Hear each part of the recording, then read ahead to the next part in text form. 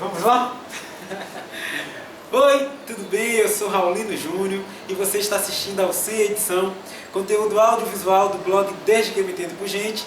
E hoje eu vou bater um papo com Antônio José Moura Ferreira, o Paquito, que está aqui, que vai falar sobre sua trajetória, sua carreira, enfim, seu ponto de vista sobre muita coisa aqui da sociedade.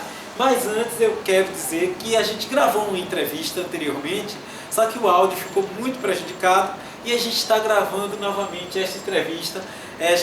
Desde já agradecer a Paquito pela simplicidade, pela disponibilidade, mais uma vez, de conceder essa entrevista para mim. Eu fico muito feliz. Muito obrigado, Paquito. Imagina, é um maior prazer, Raul. Você é um amor de pessoa. É mesmo. Ô, velho, muito obrigado, né? Então agora vai dar certo, com áudio tranquilo, né, Paquito? Pra gente poder bater papo e quem estiver assistindo aí vai poder ouvir tranquilamente, né? Já tem barulho aí, você ouviu? Mas aí é moto, Não, aí tá tranquilo, né? Mas aí, Paquito, né? Eu falei aqui que você tem esse nome, né? Você tem esse apelido Paquito. Eu já vou começar por isso, assim. Eu, na minha pesquisa, eu vi que você tem esse apelido, que foi um amigo que te deu, né? Em 1979. Qual é a razão, qual foi o motivo deste apelido? Quem me deu esse nome foi a tal Alba Meireles. Ele tem esse nome, a tal Alba, né? O apelido dele na época era Zito. Quando eu fiz parte de um encontro cultural, que foi algo que um aluno do Colégio Antônio Vieira, Henrique Jesuíno, acho que foi ele que realizou esse encontro. Ele quis juntar pessoas que, vou até usar um termo tipo, transassem arte, algum tipo, né? Aí eu vi isso no meu colégio, que era o Colégio Marista, e pagava uma grana para passar 3 dias num lugar, que era um negócio, acho que é católico, que é do Centro de Treinamento de Líderes, mas não foi nada religioso assim, esse encontro, né? E aí eu fui, do meu colégio foram 5 pessoas, do Vieira foram 15, do Social foram 19, que eu lembro, né? E lá eu era muito tímido, muito. Até esse encontro foi muito significativo para mim. Eu continuei tímido lá. Mas quando o Zito me conheceu, ele era do Colégio Social, ele disse, você vai ser o Paquito. Vou te chamar de Paquito. E nesses 3 dias as pessoas passaram a me chamar de Paquito. Todo mundo que estava e tal. E aí aconteceu o seguinte, alguns meses depois, eu fui inscrito por um amigo meu, Roberto Quadros, que ele era um parceiro, eu tinha músicas com ele, ele era do social e ele escreveu a gente no Festival Social. E na hora eu falei, gente, que nome eu vou usar? Foi a primeira vez que eu pensei isso. E como meu nome é Antônio José e na família me chamam de Zé, eu achava Zé muito comum. Né? Aí eu falei, vamos usar Paquito. Ficaram me chamando, aí pronto, virou Paquito. Muito antes da Xuxa. Pronto. Aí tá a razão de o nome ser Paquito, né? E agora o curioso é que não é um nome, é um nome realmente também comum, engraçado, na América Hispânica, né? Se você botar Paquito muito nos países da América que falam espanhol, acho que na própria Espanha, Paquito é Chiquinho em espanhol. Beleza. E aí, Paquito, você chegou aqui em Salvador com 10 anos de idade, né? Sim. Você é natural de Jequié, né? Mas veio e fixou residência aqui em Salvador aos 10 anos de idade. Qual foi a razão dessa migração para cá? O meu pai era comerciante de Jequié, a minha família toda por parte do meu avô materno. Morava todo mundo em Jequié, quase todos. Todos os filhos do meu avô e meu avô. Todos os filhos não. Uns 4 ou 5 filhos. Meu avô teve, deixa eu ver, 8 filhos. Né? 6 do primeiro casamento, 2 do segundo. Que a mãe da minha mãe morreu muito cedo. Aí morava todo mundo de Jequié e veio todo mundo para cá. Então não tem mais ninguém lá. E meu pai foi muito por isso. Ele tinha uma loja de tecidos e ele resolveu comprar uma loja aqui. Aí ele ficava indo, ia 6 horas de viagem. Aí minha mãe falou, não, vamos mudar todo mundo para lá. Foi muito difícil. Porque porque o interior, assim, pelo menos para mim, eu era uma criança tímida. Era tudo ali com a família, entendeu? Na própria rua. Foi muito difícil. Hoje eu acho que foi muito bom ter saído. Porque com o tempo, quando você vai crescendo no interior, pelo menos na minha época era assim. Na capital as coisas se ampliam, né? E você acha que deixou de ser tímido? Com a vida Não, mas aí eu deixei de ser tímido não por isso. Aqui eu fiquei pior. Porque deixei quando eu subi no palco a primeira vez nesse festival social que meu amigo me inscreveu. Porque eu me senti muito bem no palco. O palco é um lugar que eu me sinto muito bem. Né? Me sinto à vontade. Mais à vontade até do que no normal. Né? Aí, como no dia a dia. Então, aí quando eu fui cantar no festival do Marista, que foram 2 meses depois, ou uma semana mesmo, aí foi muito assim, eu fui com muito autoconfiança, porque no outro festival eu tinha um festival social, a gente ganhou o 2º lugar. Aí foi muito assim, aí causou até um burburinho no colégio, porque as pessoas acharam a gente muito atrevido. Faz parte. Faz parte. Então a arte te desnuda, né? Ela te ajuda nisso, né? Porque você disse aí que quando sobe ao palco você fica totalmente reverente, extrovertido. E você é guitarrista, cantor, compositor, produtor musical, artista, né? É artista da música. Artista da Eu música. escrevo também, né? Sim. Eu escrevi crônicas do Terra Magazine, de Bob Fernandes. E hoje eu faço o Jequete Congo. Né, que não é escrito, é falado, que é sobre música popular.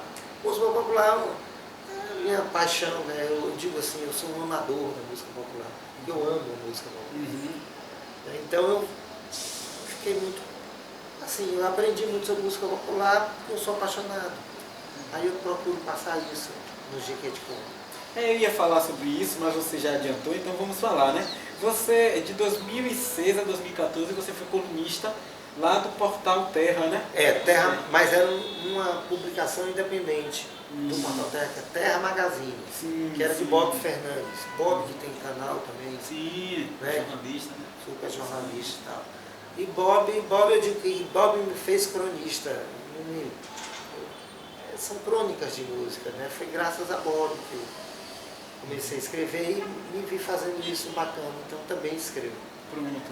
E esses textos você pretende no futuro publicar? Estou pretendendo agora fazer uma edição desses textos, porque eles estão lá e eu tenho um primo, Nemésio Salles, que é uma pessoa inteligentíssima, assim, sensível. Ele é mais velho, né? Nemésio falou, Paquito, a gente tem... Eu, ele e Paulo Moreno, meu cunhado, a gente está estudando isso, para lançar esse livro. Paquito, você eu também. Não pode falar. Eu também escrevi, eu nunca lancei um livro de poesia, mas escrevo poesia e isso eu pretendo fazer. Está na hora. Porque você é formado em letras, né? Pela Universidade Federal da Bahia, né? Mas isso, ó, é massa a formação em letras. Sim. Mas eu era poeta antes. Não, mas claro, né? É claro. Mas a formação em letras foi muito bacana para mim, principalmente na parte de língua portuguesa. Porque a gente aprende lá, quando chega, que o português, que a gente aprende a diferença, norma culta e assim, essa norma que todo mundo fala, o coloquial. E isso também, isso não é errado. Isso que é legal na universidade. Tipo assim, em Jequié, a gente não usa você vai, fala tu. Tu vai, não é tu vais. A gente não flexiona o verbo. E aí eu aprendi que esse tu, porque quando eu cheguei aqui e falava tu, ficava tudo olhando para mim. Tu vai. Eu falo, até hoje, tu vai com as pessoas da minha família. E as pessoas muito íntimas. As pessoas que são de Salvador, eu falo você. É um mecanismo desenvolvido. Então eu aprendi que a norma de que é tu vai. Não é isso. A gramática é uma interna variação, que né? cada um tem. Entendeu? Essa norma culta, ela é regida por razões não linguísticas, razões socioeconômicas. Entendeu? E a linguística é a língua viva, né? A ciência Exatamente, o seu uso, né? Na sua prática. Exatamente, é a língua viva, exatamente. O português da gente é muito diferente do português. Já é quase outra língua, até em termos estruturais. Tem gente, tem linguistas que defendem que é uma outra língua. Sim, sim. E é por isso que a gente cunhou a expressão português brasileiro. É. Porque tem que fazer de fato essa diferença. Não é o Rosa, gênio. Tudo aquilo que o malandro pronuncia com voz macia é brasileiro. Já passou de português. Gênio, viu? Falou isso antes do linguista. É, exatamente. E aí nós estamos falando, né, da sua parte aí como escritor, enfim, de crônicas. Em 2008 você também, os textos que estavam ali, os textos que estavam no site de Ederaldo Gentil, sim, são mesmo. São de sua autoria, né? É. Então você é um cara, é artista e também escreve, está dentro dessa cadeia de produção cultural. Eu queria saber a sua opinião sobre o jornalismo cultural. Uma vez que quando você escreve crônicas, enfim, que você já falou aqui, que escreveu lá no Terra Magazine, a gente vai falar daqui a pouco da Jequiette Conde. Você também está exercendo uma prática aí do jornalismo cultural, porque a crônica é um gênero próprio do jornalismo e do jornalismo cultural muito mais. Qual é a sua opinião sobre o jornalismo cultural que tem sido feito aqui na Bahia, no Brasil? Você que é artista também, que necessita dessa divulgação, do seu trabalho, dessa atenção, para que ele possa, né, chegar a mais pessoas. Eu aqui na Bahia, quando eu comecei profissionalmente mesmo, fui com a banda Flores do Mal, a gente fez uma peça, a gente tocou uma peça chamada Colagens Globais. Era uma peça muito interativa, atores, músicos, porque a gente ficava em cena o tempo inteiro e compusemos músicas para a peça. Eram esquetes, né? E tal. Eu aprendi sobre tudo isso de produção, de assessoria de imprensa com uma das diretoras da peça, que era um casal que dirigia. Eles eram casados, hoje não são mais. Que é José Antônio Moreno e Shirley Pinheiro. Eu aprendi essas coisas de produção com Shirley. Aí eu aprendi isso, que tinha que ter. Aí eu te digo assim, eu aqui, eu sou uma pessoa conhecida na imprensa, eu tenho uma relação boa com a imprensa, né? Então o jornalismo cultural aqui eu tenho que dizer que eu tenho uma relação boa, eu não sei, eu não sou um entendido nisso agora. Se eu for para o Rio, para São Paulo, eu tenho que ter uma assessoria de imprensa. Porque, né, eu tenho que ter isso, qualquer projeto, qualquer coisa. Tem que ter assessoria. E a assessoria de imprensa é uma coisa que foi criada mesmo, as pessoas hoje. Acho que é isso. Mas eu digo assim, o que você acompanha do jornalismo cultural? O que você lê nos sites, nos jornais? Olha, hoje eu acho o seguinte, o jornalismo, ele ficou muito difuso, porque ele não é só feito, porque antes era assim, eram jornais e a TV. Hoje, com a internet, tem mais jornais, tem outras pessoas que, assim, tem outros canais, entendeu? Qualquer pessoa vai ter um canal no YouTube, né? Então, assim, isso se diluiu, se ampliou também, né? Tem pessoas que desenvolvem um trabalho e vivem disso, né? Um trabalho jornalístico mesmo, sem estar num grande canal, tipo, um jornal maior. Mas assim, eu não sou muito entendido nisso. Se eu faço um show, ou lanço um disco, eu vou a esses canais tradicionais. Sim. Vou falar com as pessoas, os editores dos jornais daqui, que eu realmente tenho uma relação bacana. Né? Já tive, mas com um ou outro, nada assim. Acho que é normal também. Ser humano, né? Relação. Não é, eu acho até importante. Entendeu? Então, foi isso. Eu poderia dizer isso. É porque eu não sou. Não, beleza, só queria saber sua opinião. Mas eu falei aqui. É uma opinião. falei aqui, né, anteriormente, guitarrista, cantor, compositor, produtor musical, você artista da música. E aí a sua imersão no universo da arte se deu através de Manuel Bandeira? Foi a porta de entrada? Não, pode entrar para poesia. Para poesia, sim, que é arte. Mas é engraçado, a porta de entrada para poesia foi Manuel Bandeira, mas também eu tenho que falar, porque eu falo isso no programa de ensaio, né? Sim. Estava muito emocionado. Sim. Que era Faro, né? O Fernando Faro, ele era maravilhoso. Eu ter conhecido ele era assim, uma pessoa que você queria abraçar. E na descrição você disse que nem acreditou, né? Quando de fato recebeu a ligação. Eu achei ótimo, né? E tudo. E o Faro, Baixo, né? Como ele chamava todo mundo chamava ele de Baixo. Eu falo que foi Manuel Bandeira, mas também Vinícius. Porque Vinícius de Moraes, ele era um poeta que passou a ser também uma figura pop. Ele era muito popular. Quando fez a dupla com o Toquinho, eles eram muito populares na minha adolescência. Infância e adolescência. Mas adolescência, né? Então eu fiquei muito encantado. O que me fez ter vontade de ser músico foi Chico Buarque. Quando o Chico lançou Meus Caros Amigos em 76. Né? E Chico tem essa ligação com Vinícius, Toquinho, né, e tal. Aí eu fui atrás, aí cheguei a João Gilberto, né, que é o maior, cheguei a João Gilberto, depois voltei. Mas a porta de entrada para poesia, para ler poesia, foram Vinícius e Bandeira. Mas depois cheguei a outro impressionante, que é Drummond também, né? E foram os iniciais, né? Depois fui Fernando Pessoa, Poesia Concreta, né? E outros, né, poetas também. Mas a porta de entrada, eu diria hoje, Vinícius e Manuel Bandeira. Então Vinícius fazia esse trânsito, entendeu? Você via Vinícius na TV, você queria saber o que esse cara faz de poesia. Roberto Carlos tem uma importância lá na infância, imensa. Né? Não é só na infância, Sim. Porque fica. Mas eu estou dizendo, Roberto Carlos era uma criança, não tinha ideia do que eu queria ser. Mas ele está muito presente. Porque assim, eu te falei que eu tinha um disco Jovem Guarda, né? Uma história ótima. Porque, sim, conte a história. Porque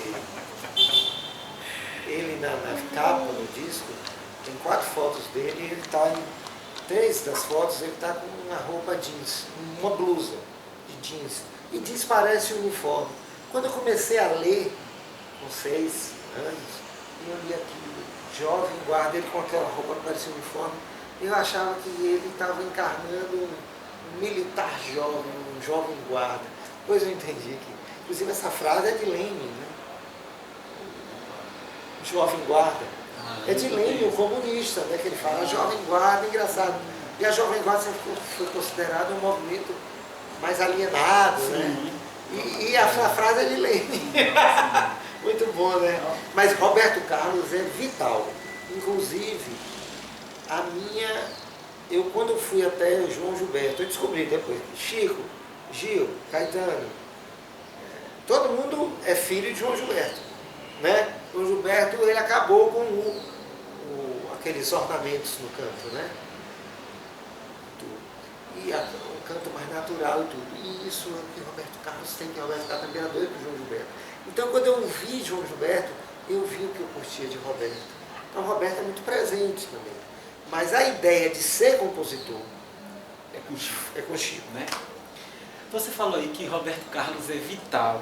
E você, no programa já citado agora, lá no ensaio da abertura, né? Você disse que rock para você é liberdade. Eu queria fazer uma pergunta assim. Roberto Carlos é vital, beleza.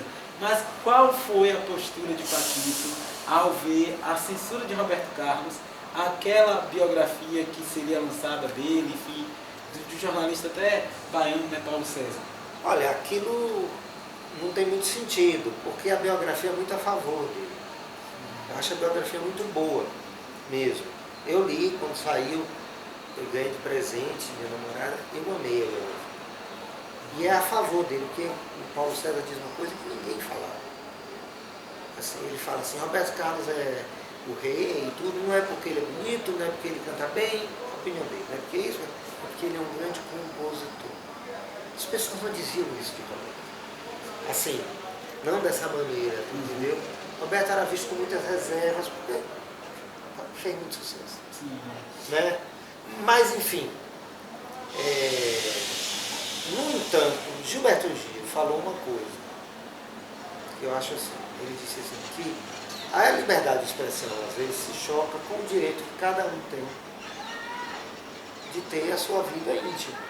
Veja, eu acho que o que está na lei, depois dessa confusão toda da biografia, é que assim, você pode fazer biografia que você quiser sobre.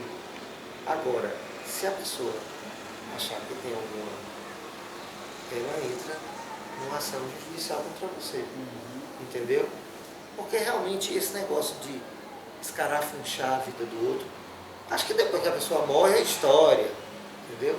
Mas eu acho que tem que ter um cuidado com assim, a vida particular. Acho que você ser muito exposto é uma loucura. Mas veja, eu não sou contra as biografias, nem sei, nem sabe não. Eu acho só que a pessoa tem o direito de reclamar, mas judicialmente. Não acho que tem que proibir. É isso. Eu lembro que naquela época... Ainda mais essa biografia que é a favor. Que naquela época saiu que Roberto não gostou da narrativa sobre o acidente dele, né, na linha de trem. Eu não sei porquê. No início da biografia, né, eu li. traz isso. Eu não li a biografia toda, mas li alguns trechos. Isso é uma coisa delicada para ele. É delicado. Uma biografia de Paquito, o que é que me incomodaria? Eu não sei. Sei lá. Deve ter coisas que me incomodariam, mas eu não sei dizer assim não. Você jamais censuraria? Não, se eu não gostasse, eu ia como é hoje que se faz, né? Você entra judicialmente, né? O Fernando Pessoa, que tem uma história ótima, né? Ele diz que se fosse fazer uma biografia dele, ele dizia assim, mas não tem nada na minha vida. Eu passo a vida escrevendo. Mas um cara agora fez, né? Fez uma biografia imensa de Fernando Pessoa, que realmente passou a vida escrevendo. Mas até a vida mais, imagina, um poeta como Fernando Pessoa, que foi tantos poetas, né? Os heterônimos. Não, eu acredito que todo mundo tem uma vida interessante. Claro. Agora, eu não sei realmente, você perguntar o que eu não sei, eu teria que alguém fazer e eu falo, pô, gostei dessa parte que falou de mim na piscina. Você citou a Flores do Mal, aí a gente vai falar mais detidamente dela. Porque a gente, em Jiquié tinha clube. Clube onde as pessoas iam na piscina. Sim, não, tranquilo. Você falou de Flores do Mal, aí a gente vai falar detidamente da banda daqui a pouco. Tá. Mas eu quero voltar para essa frase, né? Rock para mim é liberdade. Sim. Você tem seu nome ligado à música brasileira, né? A canção, ao rock, ao samba. E o rock é visto muito como ruptura, né? Como atitude. Sim. Qual a sua opinião sobre os roqueiros assim, que apresentaram, principalmente naquela época de polarização política muito acirrada que nós estávamos no Brasil, esses roqueiros que apresentavam uma postura muito conservadora? Bolsonaristas. Sim, sim. Vai falar. Sim. Acho deplorável. Bolsonaro, para mim, não é nem conservador, ele é um criminoso. Bolsonaro é um genocida. As pessoas que morreram. Bolsonaro, ele é uma pessoa que tem que ser, assim, ele tem que ser julgado mesmo. Ele é um criminoso. Então, assim, direita é para ter. Agora, essa extrema-direita, isso é um absurdo. As pessoas acham. E eles ficam advogando liberdade. Liberdade tem que ter responsabilidade. A gente não é livre para qualquer coisa. Liberdade total só do pensamento. Dizia a mulher de um tio meu. Assim, a gente vive em comunidade, entendeu? Eu achei deplorável, mas isso não justifica. Mas eu acho que assim, o rock hoje, ele não é mais central. É mais uma das músicas. Antes era mais um tipo de música. Quando começou, assim, na década de 50, quem impulsionou o rock para virar isso que virou foram os Beatles, né? Claro que tinha antes Elvis e tudo, mas os Beatles, porque os Beatles, olha eles ali, tem até a coisa da ideia, né? Ideologicamente passou a ser, assim, os Beatles mudaram muito a música e o mundo, né? que na época do show Doces Bárbaros, 76, Caetano falou, rock é um modo de ser, é uma coisa do tempo da gente, aquele tempo, não é mais. Então acho que esses caras se ressentem disso, querem um espaço. Também acho que são mesmo conservadores. Mas ó, tem uma música de Raul Seixas, eu adoro Raul Seixas, mas tem uns Raul Seixas que ela é muito delicada nesse sentido, que chama Eu Sou Egoísta, que diz assim, se você acha que eu digo fascista, mista, simplista ou antissocialista, eu admito, você está na pista, eu sou ista, eu sou ego, eu sou egoísta. Olha, tem um equívoco aí para mim. Eu amo Raul. Raul para mim é, mas assim, claro, e Raul fez essa música tem na década de 70. Mas nessa música tá essa ideia, a gente percebe que tem uma hora mista, se você acha que eu digo fascista. Claro que ele está meio brincando, curtindo. Eu não imaginava que ia ter fascismo depois. Entendeu? Que o fascismo voltaria, mas voltou. Então a gente tem de ter essa noção. Sabe? Essa noção de que... e é isso que é louco. Essa extrema-direita, eles se dizem libertários, que eles querem poder tudo. Por outro lado, a esquerda identitária também, ela eu não estou dizendo que ela não tem as suas razões, não. Mas como tem uma coisa muito de pode isso, não pode aquilo, uma coisa de ficar pegando os textos antigos e isso aqui é preconceito, isso aqui tem uma coisa muito policialesca nisso. E isso afasta as pessoas. Eu acho então que está muito doido. A esquerda, que era libertária, virou careta, num sentido, não careta. Sim. Virou assim, policialesca nesse sentido. Veja, eu não estou dizendo que não há razões, que as pautas são muito importantes, as pautas identitárias. Mas, num país como o Brasil, que, claro, a gente sabe do racismo que é no Brasil, mas a gente sabe também que a gente é um país muito mestiço. Eu sou um mestiço. Eu sei que fenotipicamente eu não sou um preto. Mas como eu tenho esses lábios carnudos, sabe como me chamava na escola? No Marista? Bocão. Eu ficava os meus lábios carnudos. Né? Claro que eu nunca fui alvo de racismo. Talvez como você deve ter sido, né? Muitas vezes. Sim. Né? Forte. Não tô, mais o que eu estou dizendo, eu não acho que é como nos Estados Unidos. Que essa coisa vem de lá.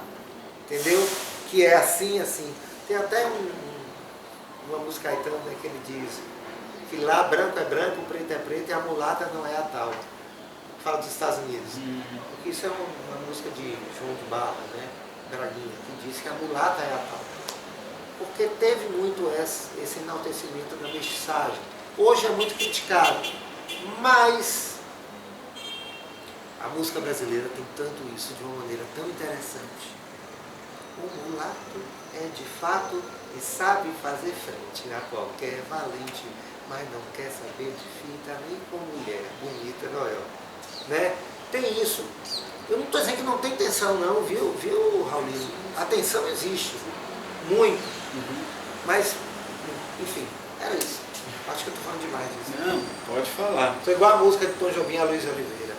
Todos acham que eu falo demais. Não, é porque às vezes as pessoas dizem, não fale muito sobre isso, porque existe o medo do cancelamento. Isso é absurdo, cara. Eu acho que as coisas é pra gente falar, é pra gente conversar civilizadamente, é isso. Eu também acho, e a vida é isso. É risco, né? A gente não pode deixar de ser a gente e não falar o que a gente acha com medo da opinião alheia. E tendo responsabilidade ao falar. Não. Porque é isso que a extrema-direita não tem. O bolsonarismo ligou essa falta de responsabilidade. Sim. Né? Maria, que pesadelo, viu? Nem fala. Você citou aí já Caetano algumas vezes, né? Obviamente que os tropicalistas têm uma influência muito grande no seu modo de pensar. Depois de Chico, eu cheguei aos tropicalistas. E aí foi um negócio, porque como é uma lição de liberdade nesse, né? Porque assim, o que é o tropicalismo?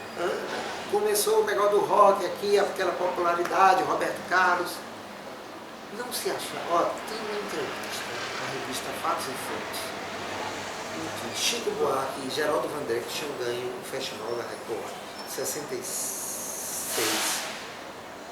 Eles tinham dividido o prêmio. Chico com a banda e Geraldo Vandré e Theo de Barros com Disparado. Eles entrevistam o Roberto Carlos, que era o maior sucesso. Depois de Quero Dar Tudo para o Inferno. E Roberto, e eles perguntam a Roberto, por que você não grava um disco de música brasileira? Como se a música dele não fosse brasileira. E ele responde como se não fosse. Ele fala, porque a minha lança é outra, tal. Tem coisa mais brasileira hoje que Roberto Carlos não tem, né? Mas é porque era rock. O tropicalismo, a partir daquele festival de 67, que tem Alegria, Alegria, e Domingo do Parque, rompeu essa fronteira. Depois dali, Roberto passou a ser música brasileira também, e só a influência de João Gilberto e Roberto Carlos e tudo. Ele é um brasileiro, morava aqui, mora aqui. Mas você sabe o que o brasileiro é? É muito romântico. Por isso Roberto tem... O brasileiro, você pode dizer, tem o racismo, a gente sabe dessas coisas todas, das tensões, mas o brasileiro, tudo isso convivendo, né? Isso é lindo. Mas o brasileiro é muito romântico. Tanto que a gente vê esse legado do romantismo. O rei é romântico, pô. Ele no rock, no bolero, na balada, Roberto Carlos é acima de tudo romântico. Não, o romantismo ele contribuiu, né, como movimento para muitos aspectos da nossa sociedade e da arte. Não, até a arte moderna ela tem muito romantismo, essa coisa da originalidade da arte. Isso é o legado do romantismo. Agora, a única coisa às vezes que me incomoda quando falam do romantismo é que as pessoas acham que os românticos eram muito bobos. Não eram? E não eram. E o pessoal do lado do século que fazia orgia em cemitério? Exatamente. E assim, e tem lá na literatura a terceira geração romântica lá do condoreirismo, que a gente tem Sim, Alves, não é a quarta não? A terceira do condoreirismo, que a primeira são os inícios. É o nacionalismo, né? Não, a segunda... A poesia indígena que fala do nosso, não, mas eu acho. Aí tem o mal do século também. Que é a segunda, né, que é o ultrarromantismo, e a terceira que é esta do condoreirismo. De Castro Alves. Exatamente, que a gente tem uma poética muito mais social e que óbvio que esses românticos eles falam de amor também, mas eles estão não. Eles sabem do que eles estão falando, eles estão não, falando é que eles querem falar. Virou uma coisa assim, o romantismo virou para o comum, como se fosse assim. O romântico é a pessoa alienada, que está ali na fora. Exatamente. Agora, eu acho que até hoje, sim, mas acho que. Mas até eu acho que o brasileiro é muito assim, quando fala da relação, ele é muito passional, o brasileiro. Então vamos falar então a palavra passional. O brasileiro é passional. Não é passional como o argentino, que ganha. Aí eu falei dos tropicalistas, porque tem um livro de Canaã Ferraz, que ele documentou algumas letras de Caetano, e eu fiquei muito impressionado, assim, muito impressionado não, mas eu achei muito interessante Caetano falar assim, que todas as minhas músicas são autobiográficas, até as que não são. Você também partilha dessa opinião, né? Você concorda com isso. Então, qual é a sua música que você acha que mais te representa, que é mais autobiográfica? É difícil. Olha, tem uma música chamada Feio, que é um disco... Ela é boa para isso, assim, eu creio que sou um menino feio e dentro de mamãe já era assim. Minha cara não mudou, agora olhe para mim, veja se eu ainda sou esse feio bonitinho. Tem essa música. Sim. Mas não me diz todo como eu sou, mas tem Decano do Rock, que também é do Decano. Já faz algum tempo eu ando perdido atrás desse som, silêncio pressentido. Eu acho isso me define, esse som, silêncio pressentido. Porque para ter som você precisa ter silêncio, isso é uma loucura aqui na Bahia, que tem essa cultura do barulho. Tanto que no meu disco Xará, Caetano, um dos meus mestres, e o mestre que eu conheço, né? Conheço Caetano, imagina. Adoro Caetano e ele topou cantar justo essa canção. Que pede silêncio. Ele que escolheu. A gente vai falar a gente vai falar daqui a pouco de Xará, de seus discos, enfim. Você já foi gravado por Bethânia. Sim. A música Brisa, ela que foi lá no CD uma bandeira. De 1996. Você sabe também que compositores que tem maior predileção pela música, essa chamada música popular brasileira, né? Que tem interesse nisso, que tem interesse nisso e gostam disso, queriam ser gravados por Maria Bethânia, porque assim, é um sonho para muito compositor, né? Como foi para você? Como foi que você recebeu? Você enviou a música para ela? Como foi esse processo até ela gravar? Eu enviei uma fita cassete com 5 canções. Gravei assim, gravador comum e tal. Acho que foi isso. Que nem existe mais aqui na fita cassete. E aí eu lembro que Brisa era a terceira música. Que é um poema de Manuel Bandeira. Teve na época, assim, tinha que ter o ok dos herdeiros de Manuel Bandeira, né? Porque ele não é domínio público ainda. Ele morreu em 68. Sim. Ele achou que fosse morrer cedo de tuberculose e morreu com 81 anos, 68. Bandeira, e eu sempre tive essa coisa de, eu gosto de musicar poemas, eu tenho parcerias com Manuel Bandeira e Fernando Pessoa, né? E eu mandei quando ela, aí ligou uma pessoa, amiga dela, assim, falou, olha, a Bethânia vai falar com você pelo telefone, não existia celular, acho que existia. Aí ela falou, Paquito, olha, eu vou fazer a música e tal. Eu fiquei maluco, né? Fiquei feliz pra caramba. Imagina, Bethânia tem ela é uma artista assim muito, ela sabe muito o que ela tem. E ela cantando, eu lembro de uma vez que eu vi uma participação de Bethânia num disco, um oratório, em homenagem a Santo Antônio. Gente, a interpretação de Bethânia para essa música é uma coisa tão linda que você fica assim, Bethânia sabe, ela tem uma noção de interpretação desde o primeiro disco que ela fez com 17 anos. Isso, sei lá, muito nova, entendeu? Então assim, na verdade, ela que chamou a atenção para Caetano para o Jovem Guarda, para o programa de Roberto. Ela falou, olha, presta atenção. E ela não quis fazer parte do tropicalismo porque ela não gosta de movimento. Então assim, é muito especial, né? Eu fiquei feliz da vida, eu estou na história, né? Você falou aí que Bethânia não quis fazer parte do movimento. E é tão curioso isso, porque quando a gente não estuda, a gente acha que ela também fez parte lá. Porque eu cismado, mas não, eu li um livro, Tropicália, de não sei que lá, Carlos Calado, que ele fala isso. Aí eu fiquei surpreso, eu falei, gente, e de fato ele traz lá que ela assim, nunca... Tanto que Baby foi feito para ela cantar no disco. Sim. E acabou ficando para cá e virou a grande interpretação dela, que é outra cantora impressionante. Então claro que você ficou muito feliz aí, né, gravado por Bethânia. E no programa Ensaio, né, que a gente já citou aqui, você disse que você não se encaixa no estereótipo de baianidade, né? Qual é esse estereótipo de baianidade do qual você não se encaixa? Olha, na época que eu gravei o Falso Baiano, a Axé Music estava assim, era uma coisa. E tem uma postura social da Axé Music de dar muito. Estou aqui para dar alegria de todo jeito, qualquer jeito. Não, é uma coisa assim, um se dar absurdo. Não é todo mundo não. Eu sou parceiro Jerônimo. Eu maior orgulho. Mas tem uma coisa social que,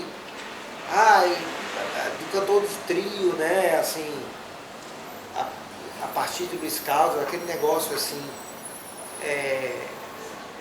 um dar-se sem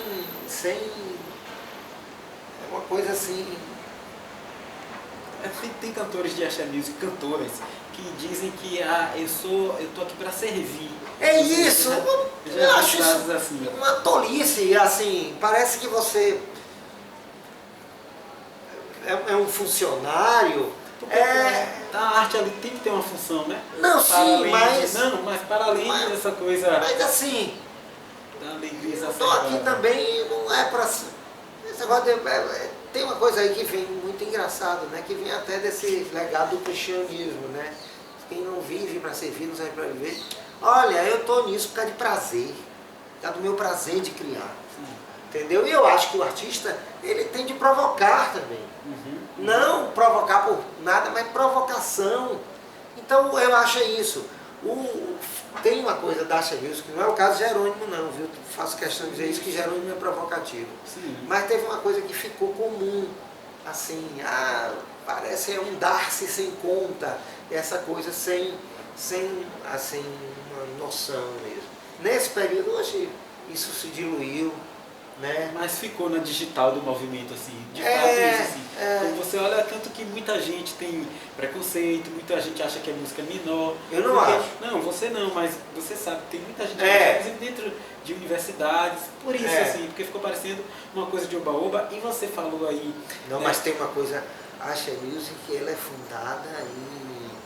Tem uma coisa muito sedimentada. Não, tem tem uma coisa de discurso e de a música político, tem social, sim. os blocos afro, né? O Lodum, os não, a gente vai ver. Quando eu falei de mim, eu falei do cantor de trio.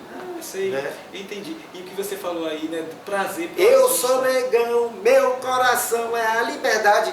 Tem algo mais, assim, afirmativo de um lugar do que isso, né? De um lugar, de uma existência mesmo, né? Jerônimo. Concordo com você. Você falou aí do prazer do artista ali no seu exercício, né, fazendo arte. E eu assisti a um podcast com o filho de Elis Regina, Pedro Mariano, Sim. E que ele falou uma coisa que eu também me identifiquei muito assim. Ele falou, eu primeiro faço música para mim. Se os meus fãs vão gostar, se outras pessoas vão gostar, eu fico feliz, mas eu primeiro tenho que ter prazer. Eu tenho que gostar primeiro. Claro. E claro que tem que ser isso. Não tem que ser assim, eu vou fazer o que o fã vai gostar e o meu fazer artístico, né? O meu alimento como artista fica como? Porque o artista ele produz ali, mas há uma necessidade, né? De produção, Não, isso venda, inicialmente é isso mesmo. Exatamente. Eu lembro de uma vez que eu vi uma cantora que falou assim, meu gosto pessoal não interfere. Eu falei, o que interfere então? Não tem condições de não interferir. Mas é isso, as bandas tinham donos. Talvez tenham ainda hoje. Não tirava a gente, entrava isso, né? Mas enfim. Nós falamos aí, né, desse estereótipo de baiano, você falou do seu disco, você até citou... Mas eu me acho profundamente baiano. E cada vez mais. Principalmente, eu estou há 50 anos no Recôncavo, né? Sim. Essa baianidade, porque eu sou da Caatinga, né? Sim. De que é Caatinga, sertão, e é muito diferente quando você chega aqui. Mas eu tive aulas de... Assim, eu estou aqui há 50 anos e hoje eu já sou aclimatado a essa coisa do Recôncavo. Não tem como... Mas até faz parte do baiano dizer, como diz a música de Caetano, a verdadeira baiana sabe ser falsa. Que é brincando, o falso baiano também tem uma relação com a música de Geraldo Pereira, né? Eu quis também, baiana que entra no samba, só fica parada, canta no samba, no... Essa coisa típica do a Bahia como um símbolo do Brasil primeiro, né? Como diz João Gilberto, a terra primeiro. Antes de falar de Falso Baiano, o disco, o álbum, eu quero falar da Flores do Mal. Sim. Né, que é sua banda aí, que foi fundada lá na década de 80, né? Ficou em atividade entre 84 e 1990, né, por aí. Como é que nasceu a Flores do Mal? Quem deu o nome da Flores do Mal? Enfim, e vocês tiveram um retorno aí, né, recentemente. Eu quero que você fale um pouquinho sobre isso. Olha, o Flores do Mal foi o seguinte, eu queria mostrar meu trabalho, queria ter uma banda. E quando eu quis muito ter essa banda, fazer uma banda, tudo, eu estava ouvindo muito Beatles. Eu descobri, sabia da existência, mas eu descobri profundamente os Beatles depois de ficar imerso em Chico, Caetano, tropicalismo, e música brasileira dos anos 30, 40, né? Mas aí eu comecei a ouvir os Beatles, eu me lembro, foi um amigo meu que falou, você tem que ouvir os Beatles, e aí, cara, foi um negócio, porque é muito, os Beatles têm uma coisa assim, tem um arrojo e ao mesmo tempo uma facilidade de comunicação, isso ninguém tem. essa coisa, ao mesmo tempo que a música é muito rica, uma comunicação muito ampla com o público, é a banda de maior sucesso, né? E mantendo essa qualidade no trabalho, entendeu? Isso é que é impressionante. Você vê hoje gente com muito sucesso, mas os Beatles, a cada disco, eles estavam desafiando o público disso. E aí eu fiquei, claro, sendo brasileiro, né? Eu sou herdeiro do tropicalismo, tudo. Mas aí eu, muito amigo de Eduardo Lued, quando eu conheci ele, eu tinha 15 anos, ele tinha 13. E a gente querendo fazer uma coisa, eu falei, Duda, a gente vai fazer o seguinte, você vai tocar baixo. Eu lembro que eu comprei a guitarra que ele tinha, eu vou tocar guitarra, a gente vai achar um outro guitarrista e um outro baterista. Ele falou, você quer fazer uma banda de rock? Aí eu falei, é. Foi explicitado isso. Dessa vez aí coincidiu que na época o rock brasileiro estava mas, por exemplo, o que tinha que era o Camisa, né? De sucesso. Eu acho interessante, mas eu sempre achei colonizado. Eu gosto muito de uma música, Beth Morreu. Você sabe, Beth, eu gosto dessa música porque essa música, a violência dela expõe bem o que são as coisas, entendeu? Acho forte. Né? Sabe qual é? Tá, Beth, ela nem se mexeu, Beth morreu. Isso. Mas eu acho colonizado. Você vê que o Marcelo Nova virou hoje, né? Negacionista. É um pouco colonizado, que acha assim, Estados Unidos, Inglaterra, eu não sou assim. Eu sou nesse sentido modernista, tropicalista, entendeu? Baiano. Romântico, nacionalista. É, nacionalista, sim. Claro que sinto-me anterior às fronteiras, como disse Drummond. A gente é do mundo, mas a gente vive no lugar, a gente nasce no lugar, isso não tem como não ser, entendeu? Não tem como não ser. Eu não sei de quem é esta frase, eu já pesquisei, mas é algo que diz mais ou menos assim, não tem como ser global sem ser local. É, tem isso mesmo, tem, Entendeu? Sim, aí Flores do Mal lá, você fundou... Sim, aí eu fui Eduardo Lued, mais Eider, guitarrista, mais Antônio Machado na bateria. E a gente ganhou o primeiro troféu Carinho, no primeiro ano, a gente ganhou o troféu Revelação, né? E aí gravamos um disco, um vinil, com 6 canções, que tem Amigo Punk, uma música que eu e Seba, meu parceiro, a gente tira um pouco de sarro dos punks. Eu tenho um amigo que é punk, ele estuda no Instituto de Letras, ele quer ser um punk cultural.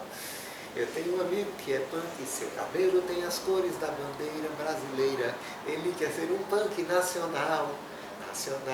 Sua mãe está em casa preocupada com seu futuro e o seu pai é quem paga os seus óculos escuros. Eu tenho um amigo que é punk, ele sai vestido de convencional no carnaval.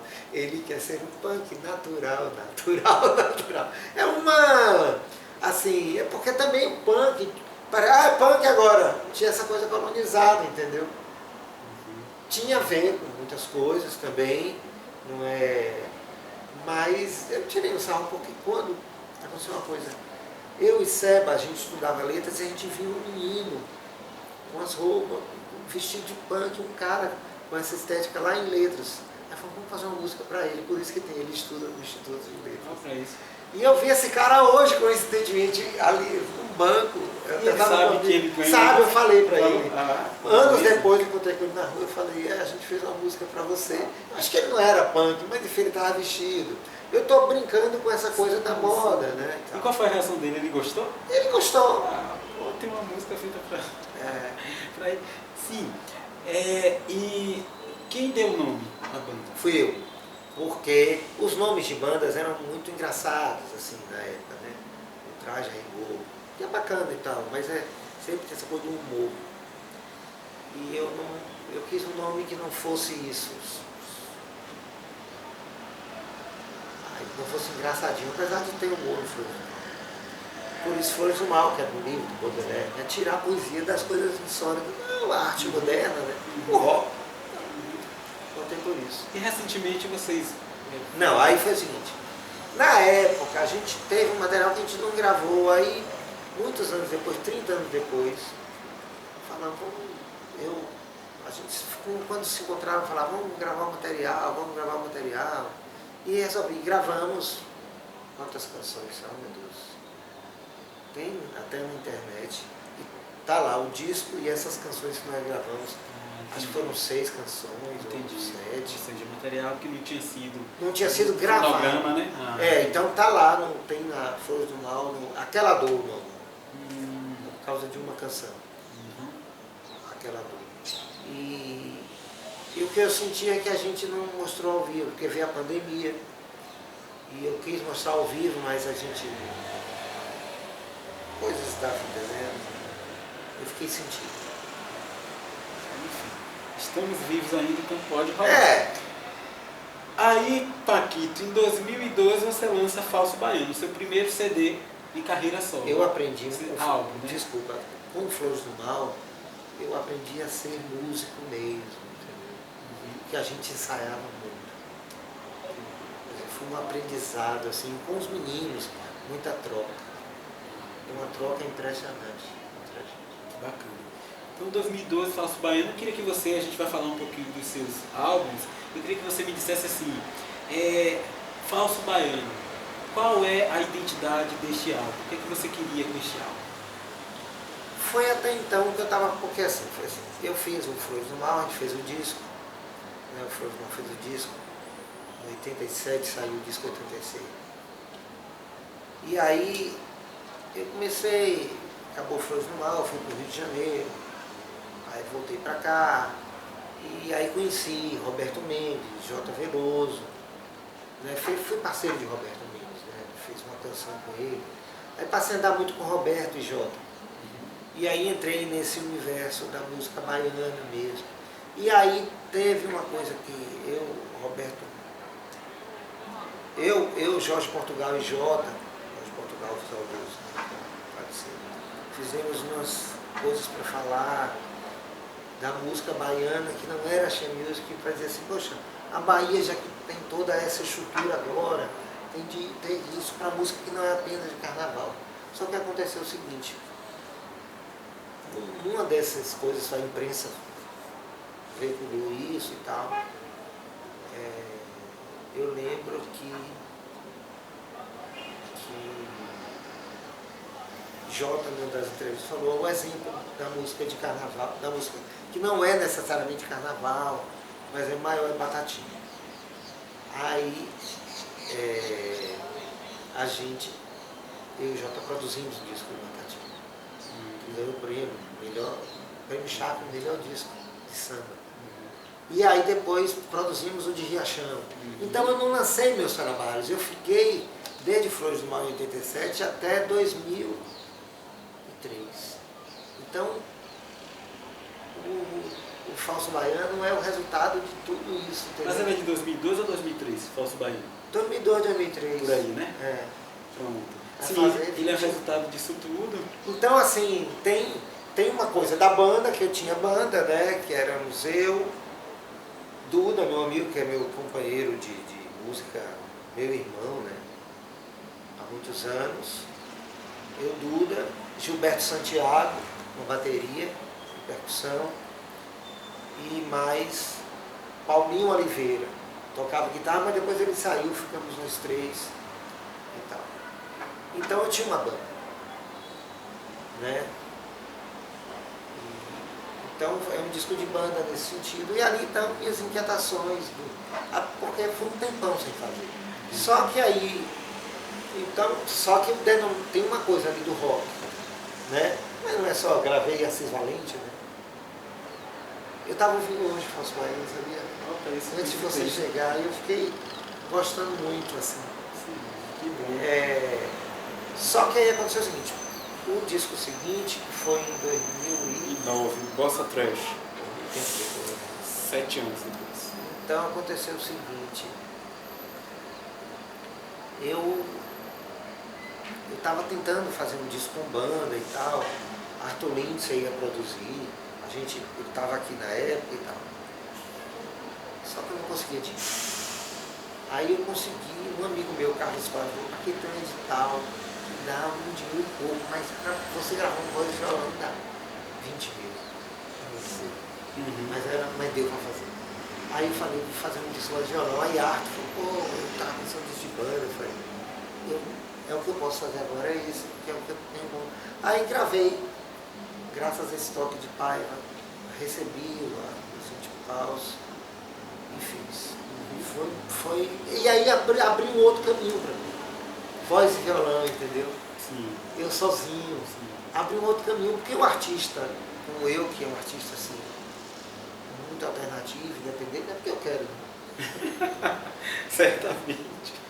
Assim, a gente tem uma banda, é muito, imagina, é caro, é mais caro. Adoro estar com pessoas. Claro. Adoro, né? Aí eu descobri isso e o disco seguinte, que é o Xará, depois do Bossa Trash, é ainda, mas eu não só com participações, tem um músico ou outro. É que você lançou 10 anos depois, a gente vai falar do Xará daqui a pouco, tá. Mas eu quero saber de você, assim, eu achei esse título muito corajoso, Bossa Trash. A Bossa é trash?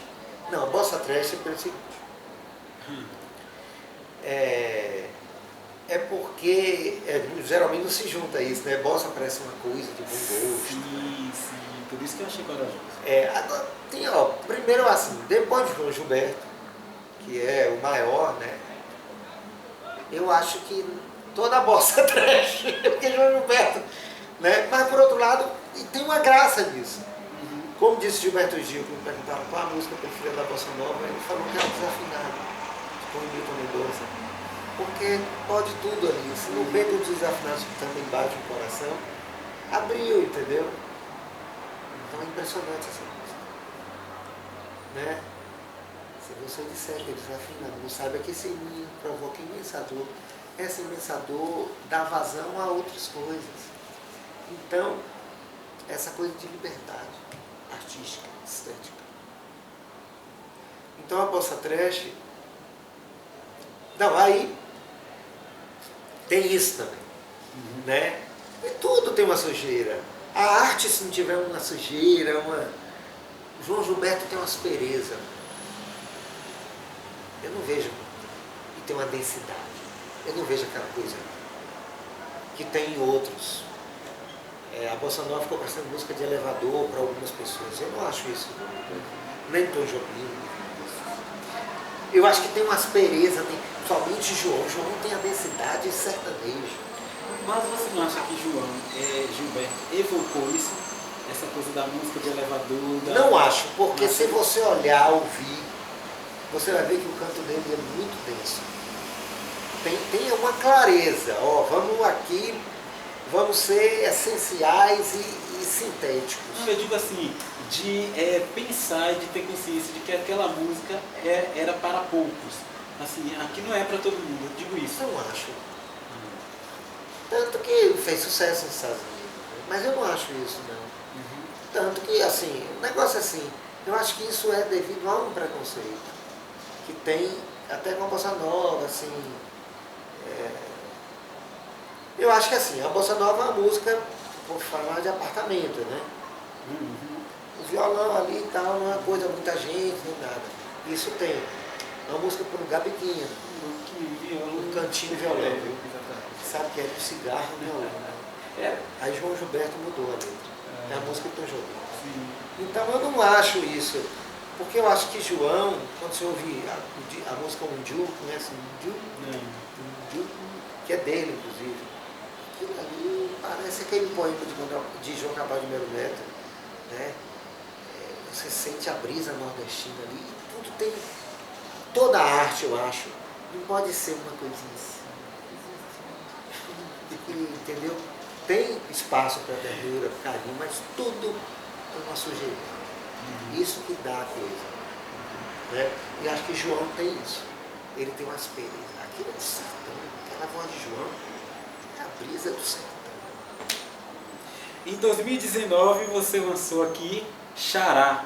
Né? Você já citou aqui. E aí também eu quero saber, né, qual é o DNA, a identidade deste álbum aqui, que tem, como você já falou, tem parceria com Caetano Veloso, Morotóis Linha, né? Eduardo Ed, com Jerônimo também, enfim. E tem uma música aqui chamada Monstro, que é o monstro, na verdade. E na minha pesquisa aqui eu vi que você disse numa entrevista que você e aí eu quero até saber isso. Na entrevista você diz assim que você não se envolvia com política partidária, você nunca se envolveu, enfim, mas naquele momento que foi, né, no momento lá, 2018, enfim, que o Brasil estava indo para um caminho muito polarizado, da extrema direita começando Sim. a ficar muito forte, crescendo, aí você disse que você fez essa canção pensando muito nisso. Então eu quero saber, né, sobre a canção, que você compôs com Chico César, né, Eu exatamente. mandei a letra para ele. Isso, eu quero que você fale um pouquinho sobre ela. E antes de falar sobre ela, assim, você falou que não se envolvia com política partidária, mas antes do artista não tem o cidadão? Mas não necessariamente política partidária. O cidadão, ele dá opinião. Assim, eu não sou uma pessoa com vocação para ser político. De jeito nenhum. Mas claro que eu votei, eu dei minhas opiniões, tudo isso. Sempre dei opinião e tudo. Eu nunca fui assim. Porque era uma coisa muito louca que acontecia no Brasil, né? Tinha o PSDB, Fernando Henrique e o PT, muito parecidos. E brigavam por picuinha. Aí o que acontecia? O PT tinha que se aliar à direita e o PSDB também. Aí o que aconteceu agora? Até uma prova de maturidade, Lula e Alckmin, que representam isso, se juntaram contra, finalmente, né? Porque era muito parecido. Claro que tem diferença. Mas quem vai dizer que Lula é um político de esquerda, Lula é um político de centro, até para ele... Isso não é crítica, não. Eu admiro muito Lula. Mas Lula tirou o Brasil do mapa da fome. Eu acho isso. E Bolsonaro botou de novo. Tem coisa mais flagrante do que isso? Né? Mas enfim. Aí eu estou dizendo que aquilo era um negócio de maluco, entendeu? E aí conseguiram se unir quando o negócio, claro, o PSDB já é outra coisa hoje, Alckmin nem é mais PSDB, mas o que Alckmin representa. Né? Então eu acho que eu nunca fui assim, não gosto de comício, essas coisas. Só que essa canção tem uma preocupação. O Monstro, de ser uma canção bacana. Tanto que eu não falo o nome de ninguém. Você vai, foi feio para Bolsonaro para fazer a música do cara desse? Não. Eu fiz para falar de uma situação. Esse monstro que não só ele encarna, ele encarnou no momento. Assim, ele ainda encarna, mas eu estou dizendo, mas tem muitos outros, tanto que tem muito bolsonarista ainda aí. Né? Isso é perigosíssimo. Né? Porque aí são esses caras, né? Hitler, Bolsonaro, Mussolini, é alguma coisa quando chega no limite, né? Quando sai de um limite, quando extrapola um limite de respeito, Não, aí eu fiz o monstro pensando nisso. Nisso que na verdade estava adormecido, porque quando teve a abertura política, as pessoas não diziam que era de direita. Tanto que o Centrão é de direita e chama Centrão. Aí eles passaram a dizer que era de direita nessa época. Bolsonaro, que era um político, imagina, medíocre. Né? Tudo, nem é meio abaixo do medíocre. Nunca realizou nada, é medíocre e realiza. Aí eu quis falar disso. Não, eu tenho uma coisa, esse disco, eu por mim faria só canções românticas, mas o mundo está pedindo. Tem o melô do aquecimento global, pô. Mas eu procuro, espelhado em Chico Buarque, não estou me comparando a ele, nada não, fazer com que as canções existam na sua perenidade, que elas não fiquem datadas. Entendi. Entendeu? Entendi. E ao mesmo tempo que elas sejam um retrato do Não, seu mas tempo. não sei se é um retrato do meu tempo, aí não tem como não ser. Porque a gente está no tempo da gente. Sim, né? A gente vai falar coisa que... Né? Outro dia eu fiz uma música que eu botei Pix na palavra. Eu falei, isso é uma coisa muito nova. Será que alguém... A gente ouve canções que são eternas e que tem temas da época, tipo... Teu cabelo não nega, que fala quando meu bem vieste a terra, Portugal declarou guerra, a concorrência então foi colossal, Vasco da Gama contra o batalhão naval, Lula Martins de Barro bota aí Vasco da Gama, ele até pega gente anterior, mas tem uma coisa que o povo diz, fala que O Teu Cabelo Não Nega é uma canção racista, de Lamartine Babo dos Irmãos Valença. E eu li um texto do Tarek de Souza dizendo o seguinte, não nega, não está negando. Não tá, a expressão não nega da época queria dizer o seguinte, o teu cabelo não nega, quer dizer, mulato, porque as mulatas, mas como a cor não pega isso, como a cor não pega, não quer dizer, a cor não pega em mim, como não é relevante, isso não tem importância, é isso que quer dizer, só que isso se perdeu com o tempo. Tarek de Souza é um crítico de música, sim, super sério. Eu só estou te falando, olha lá no meu Jequete Como. Então, eu estou falando, e esse refrão não é do Lamartine, né? É dos Irmãos Valença. Deram ao Lamartine para melhorar a música. Ele manteve o refrão e depois ele bota a mulata de um jeito que ele fala, quem descobriu, quem te inventou, meu pancadão, teve uma consagração, a lua, não fez careta, porque mulata tu não é deste planeta. Ele bota lá em cima. Sim, mas como é que continua mesmo? Porque ele não tem mais. Não, lá o refrão. O teu cabelo não nega mulata. É isso. Porque as mulatas na cor, mas como a cor não pega a mulata, mulata eu quero teu amor. A cor não pega, não é relevante, não tem importância. Veja só. Mas é isso, mas tem aí a conjunção, a adversativa, mas como a cor não pega a mulata. Mas não quer dizer que ele não quer ser. Porque Lamartine Babo, você conhece Linda Morena dele? Linda Morena, morena, essa toda dele. Morena que me faz penar, a lua cheia, que tanto brilha, não brilha tanto quanto o teu olhar. Tu és morena, uma ótima pequena, não há branco que não perca até o juízo. Por tua causa, sai às vezes e bufetão. Tanta vez a gente faz questão do teu sorriso, teu coração. Ele é enlouquecido por elas. Não, mas veja, é bacana isso aqui. Eu falo isso de tarde quando eu falo Lamartine, no meu Jequete Como. É porque eu não sabia isso também. Eu descobri isso pesquisando. Né? Tarek de Souza é um crítico muito sério. Né? Ele disse assim, olha, então, não é isso. Nessa época o que tinha era um enaltecimento dessa mensagem. E os caras que fizeram, inclusive, botaram a música depois, só no nome de Lamartine. Os caras aí entraram no processo, os Irmãos Valença. Mas Lamartine teve nada a ver com isso.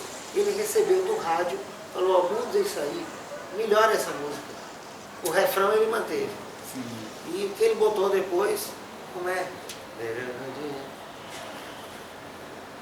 Tens o amor, vem do Brasil, tens a alma cor de rio, mulata, mulatinha, meu amor, foi nomeado teu tenente interventor. Você sabe o que é tenente interventor? É tipo governador? Olha que interessante, é isso que eu falei, uma coisa local, né? Uma coisa bem da época. Na época do Estado Novo, Getúlio nomeava os interventores de cada estado. Tanto que, vou te contar uma coisa engraçada. E ela já levou para o outro lado. Olha o interventor. Então, não tem mais interventor, mas ele na época era Getúlio, o presidente. Então ele fala, foi nomeado o teu tenente interventor. Interventor da mulata, né? E aí, olha que interessante. A música chuva, a cada macaco no seu galho. Sabe para quem foi feita? O interventor da época da Bahia, que não era baiano, Juraci Magalhães. Era cearense. Não se aborreça, moço da cabeça grande.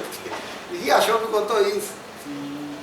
E a música foi gravada anos depois, em 72, por Caetano de Gil. Então, assim, o interventor aí, como o cara lá do Ceará, e ele está falando do lugar, o Riachão, né? Cada macaco no seu galho, eu não me canso de falar. O meu galho é na Bahia, para o interventor. Você falou de Riachão aí, eu estou aqui com a biografia de Riachão, feita por Janaína Vanderlei da Silva, e foi onde eu conheci você, assim, mais especificamente. Eu já tinha ouvido falar de você, mas como ela cita o seu nome aqui, enfim, uma das produções de álbum de Riachão, quando a gente lê biografia, a gente vai buscando os personagens, né, para a gente conhecer mais. E aqui fala, né, da sua participação na produção do álbum eu e Maneno Jota. Oxum, Maneno né? Oxum. Você e J. Veloso. Então ela fala aqui de todo o processo de produção. Eu estou trazendo isso porque eu falei anteriormente que você tem uma proximidade com o samba muito grande. Né? Você falou aí da produção do Batatinha de e Riachão. tem de Riachão, e você tem o Gilberto. Gilberto, Gilberto, mas aí você também tem uma pesquisa muito grande, uma atenção muito grande para Assis Valente, né? Que é Sim. também, enfim. Então eu queria que você falasse um pouquinho sobre esta experiência aqui, né, com Riachão. Batatinha você já falou aí, enfim, mas se você quiser falar um pouquinho mais sobre a produção do álbum de Batatinha e de Riachão. O de Batatinha foi um álbum feito intensamente, com muita atenção, porque a gente, quando estava pesquisando, já tinha proposto ele, descobriu que ele estava com câncer. Ele foi hospitalizado e eu lembro de Jota, aqui, você não vai ter mais disso. Aí a gente conseguiu, isso para falar até da sensibilidade, a gente tinha que entrar no estúdio logo, assim que ele saísse. E aí na época a gente se inscreveu no Prêmio Braskem, não ganhamos. E aí o governo do estado financiou. E a gente entrou no estúdio sem dinheiro, eles falaram, ó, vai entrar. E tem que dizer, foi o governo na época carlista, né? Do Magalhães Zoador. Acho que era Paulo Souto. Mas enfim, tiveram a sensibilidade até porque o disco não ia acontecer. Ganhou o Prêmio Chá. Estou falando que hoje às vezes é muito burocrático alguns projetos, então acho que tem de ter a sensibilidade para isso. E graças a isso, o disco foi feito. E aí ganhou o prêmio, né? Então foi um disco tenso agora, pô, um orgulho, né? Feito esse disco. E além de Batatinha, das canções, até tudo isso a gente, né? Ainda teve as participações de Bethânia, Gil, Chico Buarque, né, Jota, além de todos, a gente ficou, né, com todos eles. Foi gravado aqui em Salvador? Chico Buarque foi no Rio. A gente foi pro Rio. Sim. Né? Com todos eles, né? Imagina. Caetano, Gil, Bethânia, foi tudo. Só aí, próprio Batatinha. Aí, quando Batatinha, uma das faixas de Batatinha era com amigos dele. Um deles era Riachão. Riachão chegou. Quando o Riachão chegou para gravar com Batatinha e mais Nelson Rufino, Valmir Lima e Edir Pacheco, Riachão chamou tanta atenção sobre si que eu olhei para Jota e uma olhada a gente tinha próximo. Aí eu comecei a produzir a carreira de Riachão, para botar ele para tocar, botar ele à vontade e tal. E quase um ano depois, eu acho que a gente fez o disco. Então foi um disco feito com muito, teve um trabalho aí, para deixar Riachão à vontade. Aí eu notei que Riachão ficava à vontade com os músicos. Então o disco foi quase todo ao vivo. Ele com a banda. Teve uma faixa ou outra que não. Que aí ele já estava à vontade mesmo. Demais, é beleza. Nós citamos aqui três... Só falando uma coisa, esses dois, na verdade, é que eram os decanos do samba da Bahia que não saíram daqui. Que tinham que sair, as pessoas tinham que sair antes de Luiz Caldas. Foi um marco, né? Para ele ganhar o disco de ouro, vendendo 50 mil cópias, ele não precisou sair daqui, não precisava sair. Então, Gordurinha, Caíme, né? Saíram. Caetano, Gil. Sim. Eu saí, mas... E aí Batatinha e Riachão, eles ficaram aqui.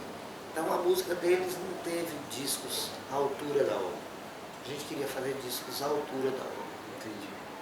Né? E vocês conseguiram? Eu acho que sim. Hoje eu vi, quando a gente ouve de novo, é muito bacana. Claro que tem uma coisa ou outra, pô, isso aqui.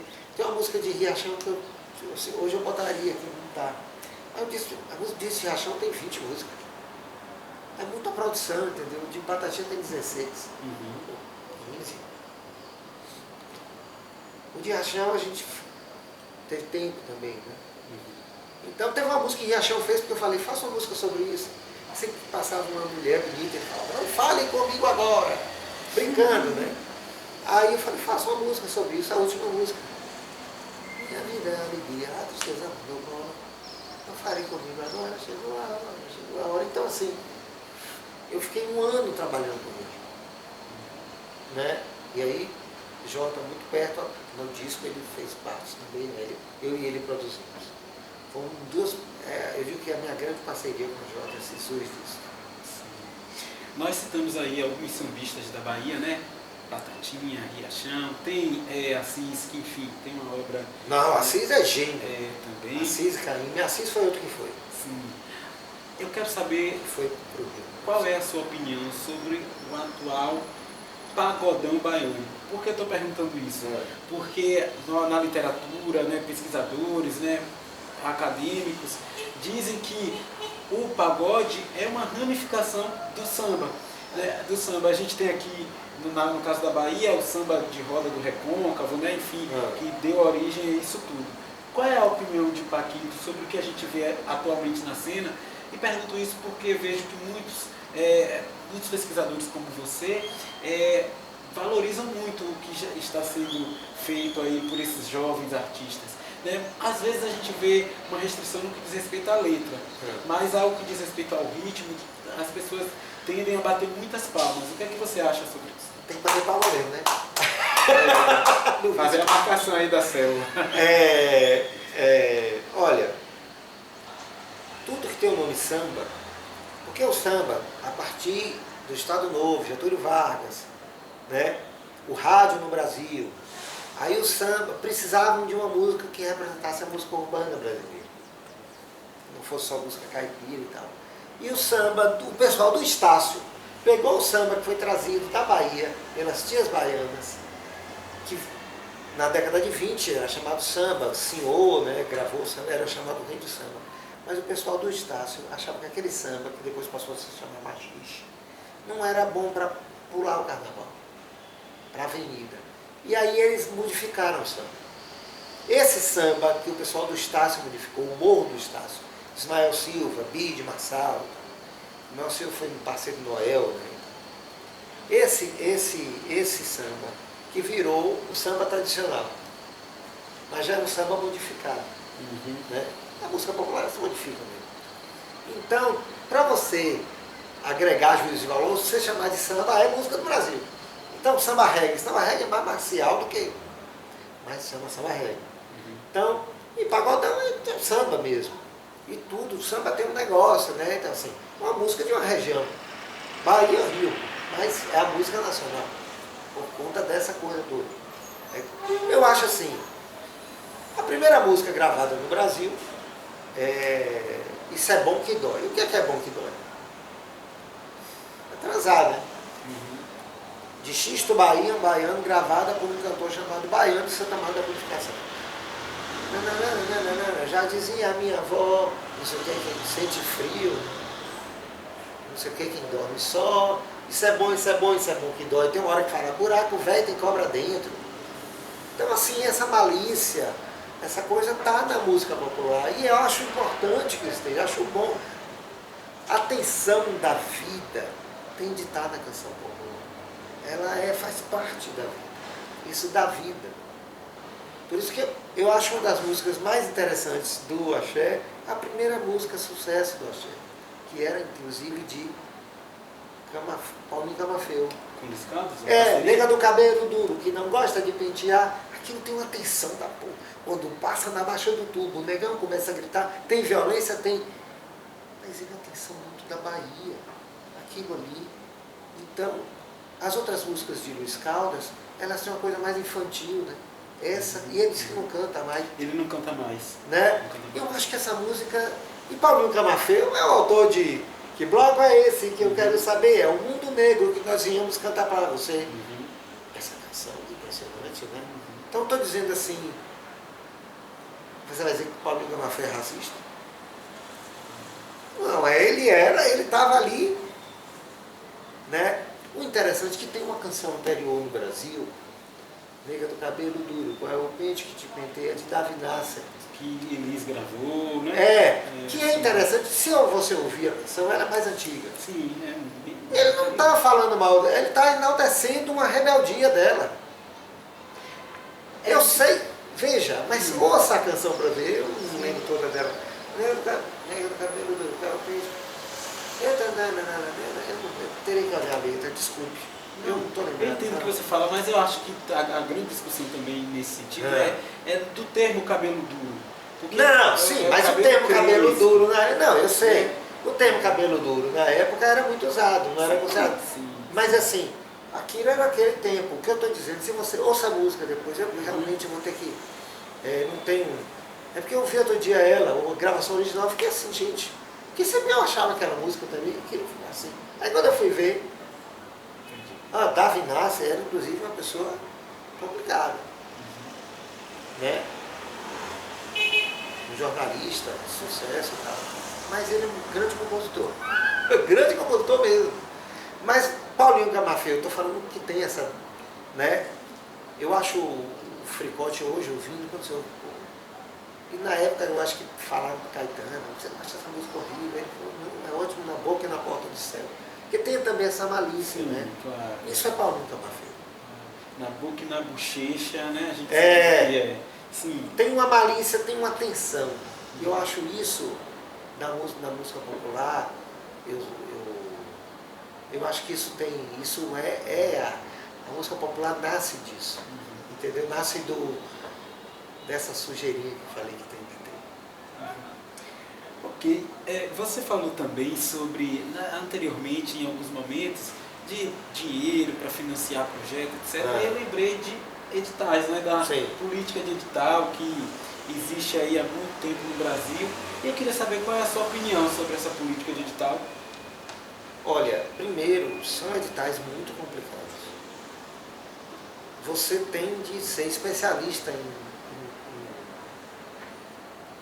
Então criou-se os intermediários, era para ser mais simples. Você tem de. É um negócio muito louco, criou-se uma rede, as pessoas ensinam como fazer. Era para ser mais simples. É uma loucura, é muito burocrático. Então, é para democratizar, não está democratizando nesse sentido. Porque tem de ter uma rede. Entendeu? E assim, eu acho que o critério tinha que ser artístico. Porque hoje tem os critérios todos das cotas, né? Eu não sou contra as cotas, cotas. Eu acho só que o critério de obras artísticas tem que ser artístico. Entendi. E você tem ímpeto ainda de participar? Você acredita nessa política? Não é acreditar, não tem outro jeito. Mas eu não ganho edital. Já me disseram que eu sou. Já perco vários. Assim, já me disseram que eu sou um branco privilegiado. Se falaram isso para mim, eu não sou um branco privilegiado. Eu sou um mestiço, como eu já disse aqui. Sim. Né?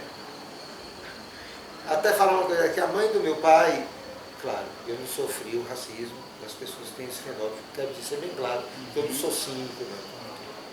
Mas assim, a mãe do meu pai era marisqueira, em Salinas, em Margarida. Né? Eu estou falando assim, mas meu pai, ele foi muito inteligente na vida dele. Ele batalhou, fez até o 3º ano primário. E morou no Rio, virou uma pessoa bem sucedida, meu pai. Ele realmente foi muito bem sucedido. Falando que meu pai é do Recôncavo, minha mãe da Caatinga, né? Os dois. Sim. Então assim, mas eu acho que tem muita coisa para se resolver nessa questão do racismo, muita coisa. Acho que é algo. Mas eu acho que não deve ser tratado de uma maneira assim.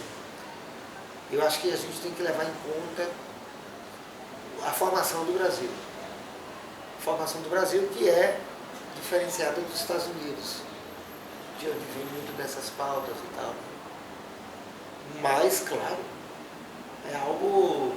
O racismo é uma coisa muito flagrante também. Agora, artisticamente, a obra que fica é a obra que tem alguma. E já é difícil o julgamento de uma obra. É muito difícil. Como é que você vai decidir fulano ou fulano? Entendeu? Então eu acho isso, o julgamento artístico é do que artístico mesmo. Mas nesse julgamento artístico vai ter a vida das coisas, entendeu? A vida da época, vai ter o tempo da gente. Agora eu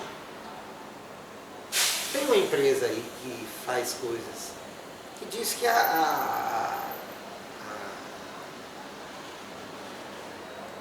só leva quem tiver, tem de ter alguém gay ou alguém considerado raça negra, entendeu? Eu tô falando, eu não tenho conseguido. Olha os meus discos. O primeiro meu disco foi prêmio Braskem. Esse foi um edital e tal. Aí eu lancei depois de muito tempo, tinha concorrido a prêmio Braskem várias vezes. Mas achei massa, adorei. O outro foi um edital que foi 20 mil. Um edital meio escondido. O Xará eu fiz do meu jeito, minhas próprias custas e com a ajuda de parentes queridos. Entendeu? Estou conseguindo. Eu quero fazer um disco com o Jerônimo, que a gente tem já parcerias para dar o que dá um disco. Tá difícil. Eu ia te perguntar isso, assim, quais são os seus projetos aí? Eu quero fazer o disco agora dos meus 60 anos. E já sabe como é que vai ser? Assim, já tem conceito? Tem as canções. Tem as canções, né? Como sou eu e vai ser na linha assim, sempre sai diferente quando você começa a fazer, né? O Xará tem uma diferença do Bossa Trash, né? Uma maturidade do Xará. Mas até a imaturidade do Bossa Trash tem uma coisa que eu curto. Você gosta. Eu vou pedir para você abrir ali um pouquinho para entrar um pouquinho de luz, né? Porque agora tá. Pra te fazer. Demorou mais, né? Já tá terminando, viu? Tá ótimo. Não, mas eu não tô achando. Você viu que deu certo? Deu certo. Você falou aqui já da GQuest Kong, né? Que é a sua coluna que você mantém no YouTube desde novembro de 2020. Antes de falar da coluna, eu quero falar do nome da coluna. Porque pela minha pesquisa eu vi que quem cunhou isso para você, GQuest Kong, foi o Ali Salomão. Como é que aconteceu com o poeta Ali Salomão? Como é que aconteceu isso? Eu estava no Rio, morando no Rio. Eu fui a um shopping onde ia ter alguma coisa e vi o Ali. Fiz o Ali, eu sou de sua terra. Aí ele falou, GQuest Kong. Assim? Foi. E o que significa? Era um trocadilho com Vietcong. Guerrilheiro, né? Desconfiava disso.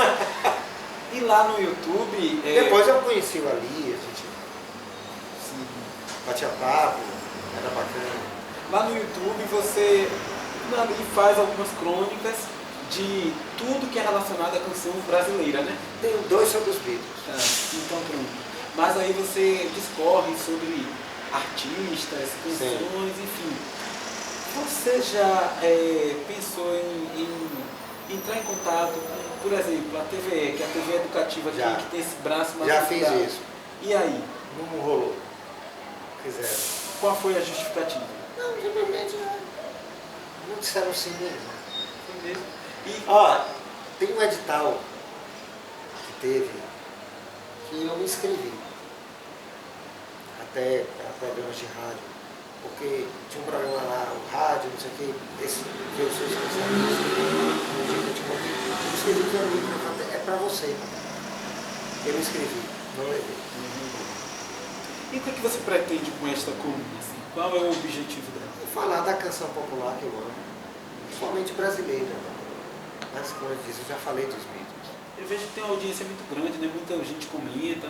E você As pessoas comentam. Mas podia ter uma audiência maior. Não, eu respondo. Você responde todos, né? Eu vejo lá, todo mundo que comenta você responde. Não é assim aquele número do YouTube, né? Mas é um número bom, não, sem dúvida. Às vezes tem 50 comentários. Então não, sim. Bom, né? Assim, de atenção. Não, tem uma atenção, sem dúvida. Prestaram atenção.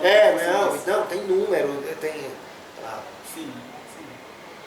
Tem mais de 1000 inscritos. Sim. Isso é uma medida deles. Então tem, sem dúvida.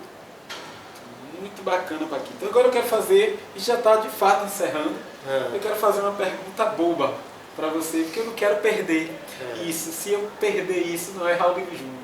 E essa coisa também do humor, da brincadeira, está no meu DNA. E eu gosto.